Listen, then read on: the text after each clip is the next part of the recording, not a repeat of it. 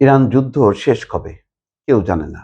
ট্রাম্পও জানে না, নেতানিয়াহু জানে না। কারণ ইরান যুদ্ধে একটা যে বিপর্যয় হয়েছে, এটা একটা নিশ্চিত ট্রাম্প এবং নেতানিয়াহুর জন্য। নেতানিয়াহু যে কথা বলে ট্রাম্পকে এই যুদ্ধে জড়িয়েছে। এখন অবস্থা এমন যে ট্রাম্পকে হজম করতে হচ্ছে। নেতানিয়াহু কি বলেছিল? বলেছিল যে আপনি যদি আয়াতুল্লাহ আলী খামেনিকে হত্যা করতে পারেন তাহলে এক ঢিলে দুই পাখি শিকার হবে। একদিকে আপনার প্রধান শত্রু যে আজ হোক কাল হোক আপনাকে মারবে, সে যেমন খতম হবে, তেমনি ইরানের শাসন ব্যবস্থা ধসে পড়বে, জনগণ বিদ্রোহ করবে এবং আহ, এই শাসকদের বদলে আমাদের অনুকূলে যে শাসক তারা ক্ষমতায় আসবে। ট্রাম্প বিশ্বাস করেছিল।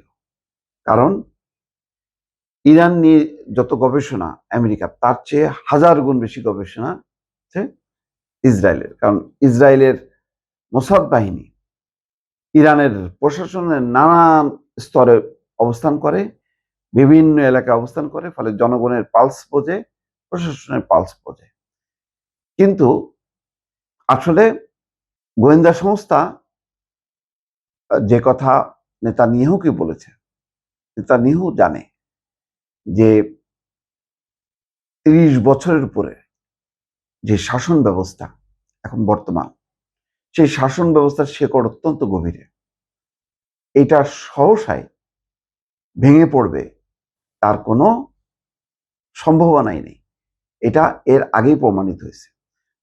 ৭-৮ মাস আগে জুন মাসের দিকে যখন নাকি মানে যুদ্ধ হয়েছিল, তখনও কিন্তু ইরানের শাসন ব্যবস্থার প্রমাণ করেছে যে তারা কতটা শক্ত, কতটা দৃঢ়।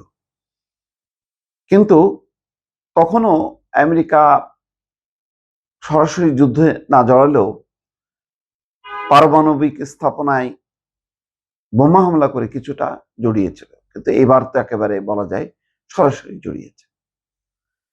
এখন দেখেন, অবস্থা এমন যে সাংবাদিকরা প্রশ্ন করছে যে ইরানে চলমান যুদ্ধ কবে নাগাদ শেষ হতে পারে।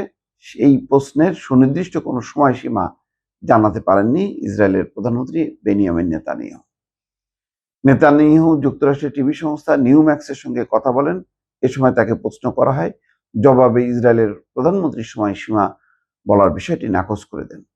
সংবাদ সংস্থা এপি তথ্য অনুযায়ী নেতানিয়াহু বলেছেন, চলমান যুদ্ধ নিশ্চিতভাবে অর্ধেক পথ পেরিয়ে গেছে, আর ইরানের ইসলামী প্রজাতন্ত্র অবশ্যই অভ্যন্তরীণভাবে ভেঙে পড়বে। তেহরান যুদ্ধ শেষে এখনকার চেয়ে দুর্বল হবে। আসলে কি তাই হয়েছে? কখনো কখনো অবকাঠামো ভাঙে, ক্ষয়ক্ষতি হয়, জীবন হানি হয়, কিন্তু মনোবল ভাঙে না। যেভাবে ইরানের শাসন ব্যবস্থা ভাঙার জন্য ইসরায়েল এবং আমেরিকা ইরানে হামলা করেছিল, এখন দেখা যাচ্ছে এটা হিতে বিপরীত হয়েছে।